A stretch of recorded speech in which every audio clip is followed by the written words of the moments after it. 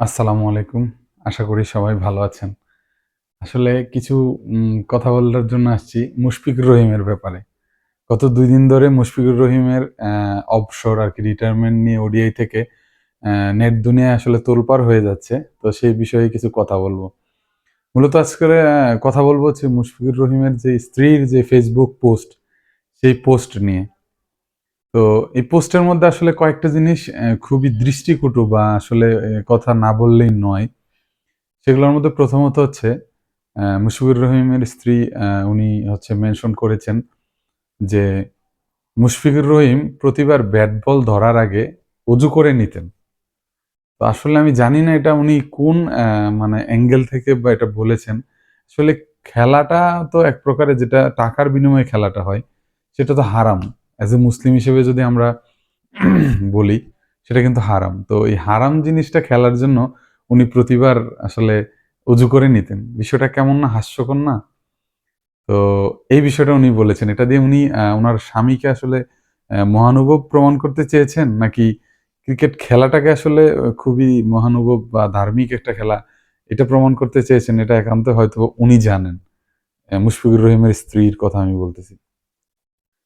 আরেকটা জিনিস উনি বলেছেন যে, প্রতিবার প্রতিবার না মাঝে, মাঝে ক্রিকেট ম্যাচ শুরুর আগে বা শুরুর আগের দিন উনি ২০ টা করে পেইন কিলার খাইতেন। অর্থাৎ যেটা ব্যথানাশক ঔষুধ। খেয়ে তার পরের দিন আসলে খেলতে নামতেন। ঠিক আছে? তো আসলে এটা দিয়েও উনি কি বুঝাইছেন এটা হয়তোবা উনিই ভালো জানেন। দেখেন মুশফিকুর রহিমের স্ত্রীর কথা বলতেছি। আপনি অবশ্যই একজন ভদ্র মহিলা। আমি আপনাকে উদ্দেশ্য করে বলতেছি বা যারা আপনার এরকম ক্রিকেটারদের স্ত্রী, স্বামীকে ডিফেন্ড করার চেষ্টা করতেছেন, দেখেন মুশফিকুর রহিম কিন্তু ফ্রিতে কখনো খেলে নাই। বাংলাদেশে জার্সি গায়ে মাঠে নামছেন, উনি কিন্তু টাকার বিনিময়ে, হ্যাঁ? টাকার বিনিময়ে কিন্তু প্রতিটা ম্যাচ উনি পেমেন্টের মাধ্যমেই কিন্তু ক্রিকেটটা খেলছেন। এবং শুধু এটাই না, উনি যেই টাকা যেটা দেশের জন্য দিছেন, দেশের মানুষের ভালোবাসা বা মানুষ তাকে এর চেয়ে আমি মনে করি শতগুণ ফেরত দিছেন। মানুষের ভালোবাসা পাওয়া, নেম, ফেম, হ্যাঁ? পাবলিক ফিগার হওয়া। আপনার টাকা হইলেই কিন্তু আপনি পাবলিক ফিগার হইতে পারবেন না ভাই। মুশফিকুর রহিমের চেয়ে হয়তোবা কোটিপতি কোটি, কোটি গুণ টাকা বেশি অনেকের আছে। যাকে আপনি আমি কেউ চিনি না। বাট মুশফিকুর রহিমকে বাংলা ভাষাভাষী পৃথিবীর যেই প্রান্তেই থাকুক না কেন একটা মানুষ, বাঙালি, আমার মনে হয় প্রত্যেকটা মানুষ তাকে চিনে। এবং শুধু বাঙালি না, বহির্বিশ্বের ওয়ার্ল্ডে তাকে চিনে এবং এটা চিনাইছে কিন্তু শুধুমাত্র বাংলাদেশ ক্রিকেট।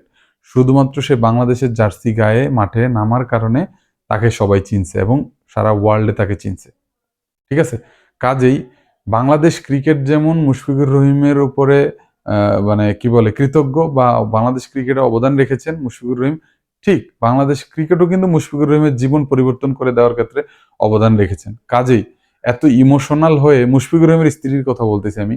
এত ইমোশনাল হয়ে আসলে মানে কি বলে Facebook স্ট্যাটাস দেওয়ার কিছু নাই। এটা কিন্তু উনার পূর্বের রোগ আরকি। উনি প্রায় সময় উনার হাসব্যান্ডকে ডিফেন্ড করার জন্য এরকম উদ্ভট টাইপের কিছু কথাবার্তা বলছেন। ঠিক আছে? তো আরেকটা জিনিস হচ্ছে যে ২০ টা পেইনকিলার খেলে কি মানুষ বাঁচে? এই পোস্টের এগেইনস্ট একজন ডক্টর যার ৬ বছর মানে ডক্টরি জীবনের এক্সারসাইজ হয়ে গেছে। উনি বলল যে উনি একটা পোস্ট লিখেছেন যে, একটা মানুষ সুস্থ মানুষ সর্বোচ্চ ৮ টা পেইনকিলার পর্যন্ত যদি খায়, বেশি খায় তাহলে কিন্তু সে আর সুস্থ থাকে না বা সে আসলে মৃত্যুর হয়ে যেতে পারে তার এরকম।